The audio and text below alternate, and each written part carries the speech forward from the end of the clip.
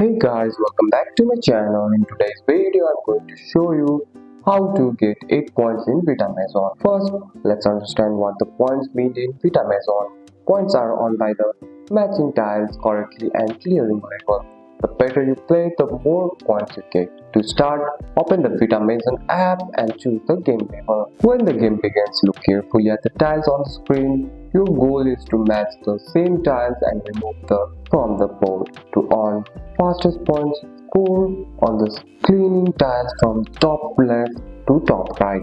This opens more matching options and helps you to avoid getting stuck. Next, try to match quickly. As fast you match tiles, the more points you earn.